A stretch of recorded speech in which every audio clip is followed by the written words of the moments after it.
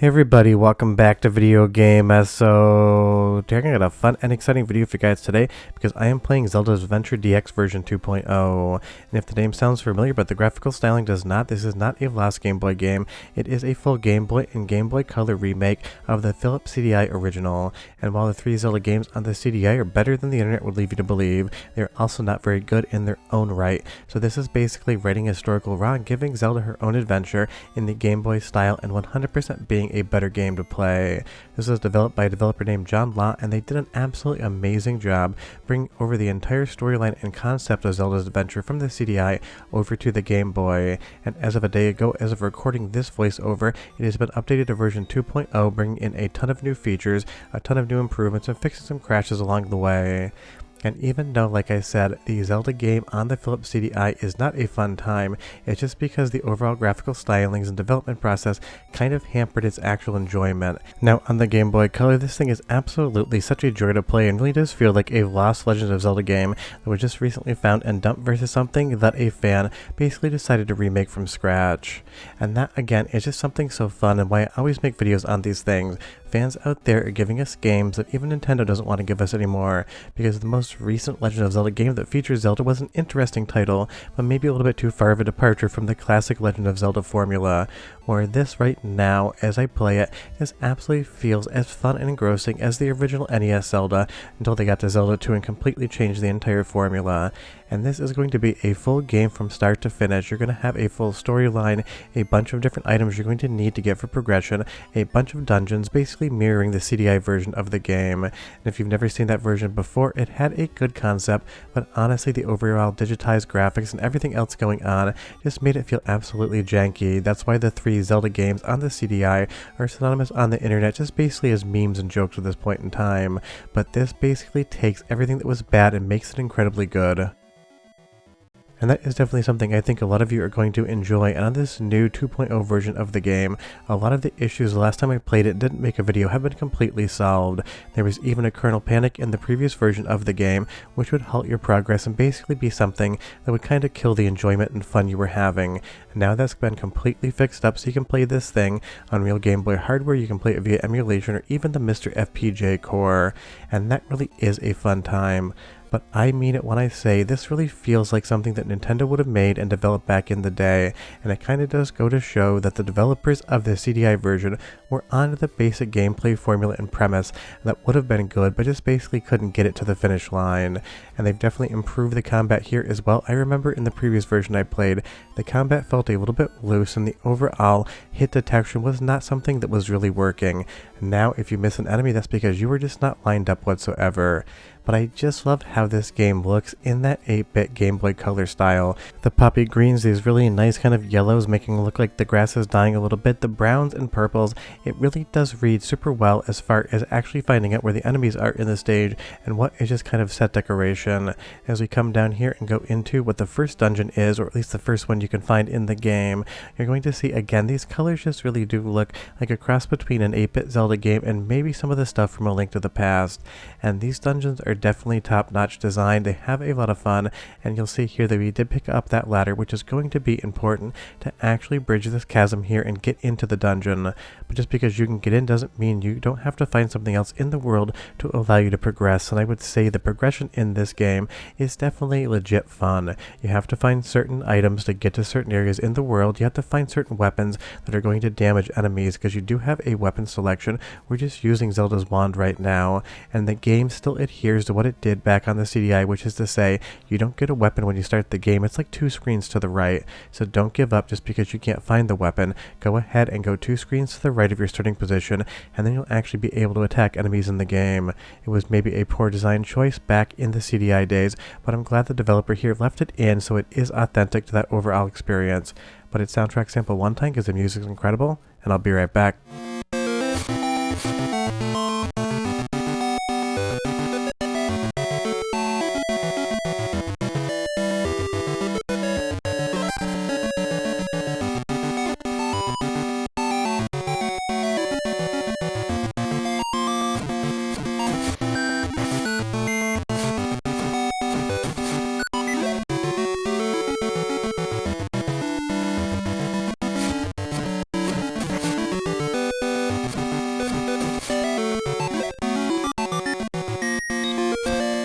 I mean, the music sounds exactly like you think it should sound for being a Zelda game, and that was done by a developer called BeatScribe, so I just want to make sure that I give everyone the credit they are due here, because everyone that worked on this project did an absolutely spectacular job.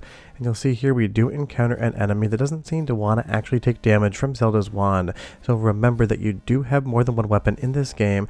Not only are some more powerful than others, but some are going to be necessary to actually take some enemies down. So if we go into the quest status menu here and we equip this ring, it's going to give us a different fire that actually uses rupees as its ammo, and I feel like maybe that's the only Zelda game where rupees could be used to fire a weapon. And if I can think of something else, leave me a comment down below and you tell me if I'm wrong on that one, because I really can't drudge up any memory of that being a mechanic outside of Zelda's adventure. But as we progress further into the dungeon layouts here are fun. They have that kind of puzzle aesthetic to them, and they really give you that feedback loop that you want out of a dungeon and a Legend of Zelda game. And additionally, like I said earlier, combat has been improved, and now all the flying and jumping enemies are going to cast shadows on the floor, because before it would actually be slightly difficult to understand exactly where they were going to land because you couldn't follow that sprite shadow. And you'll see here we got a pair of big red high heels, and now you can actually forward across a river so that you're able to continue along the game. And that really is a fun thing in something like Zelda's Adventure. Just like any other Zelda game, you get the items you need to move on into the world. Like this harp here, you can now warp to the entrance of a dungeon. Just keep moving around this game, keep finding new items, you'll unlock new areas of the map, and just kind of have that same sensation of discovery that any of the best 8 and 16-bit Zelda games give you. And that really is an interesting takeaway, because if you played this game on the CD-i, you'd probably be driven nuts by it. It would irritate you, and you would think it isn't a good game whatsoever. And while that still is pretty much true, what it shows is there was a good idea underneath all the jank of the CD-i version. When a developer comes along and decides to take that concept, fix up some of the issues, do some quality of life improvements, and bring it over to the Game Boy system, all of a sudden you have a game that's absolutely worth playing. And I would say if Nintendo released this today as some sort of little 8-bit bonus for the Switch 2, it would be getting a ton of good reviews, and it would probably sell at least a couple million copies. And that really goes to show that fans are keeping a lot of this stuff alive, because at least as of now we don't really have any indication of any new Legend of Zelda game for the Switch 2, because obviously Nintendo's are going to ride Tears of the Kingdom for all it's worth, and I don't blame them. Breath of the Wild and Tears of the Kingdom were two incredible games that I absolutely had an amazing time playing, but I get the same sensation of satisfaction and discovery out of something like Zelda's Adventure DX as I did out of Breath of the Wild or Tears of the Kingdom. Sure, mechanically they are completely different, but that sensation of just having a fun time playing a Zelda game 100% hits. Just be aware that when you come into some of these later areas, the enemies are going to have a lot more hit points, and the game is definitely going to be difficult, but in a fun way. And because the hit detection is actually good here compared to the CD-i version where it absolutely just screw you over, you're not going to end up dead 100 times because the game is fighting you. Like a very famous piece of wood from the 90s, it's better than bad, it's good. And if you know that reference, leave me a comment down below, I would be curious. But it's time to go to the second soundtrack sample, because again, getting the music from the CD-i over to the chiptunes of something like the Game Boy worked really well. So go ahead and listen, I'll be right back with more.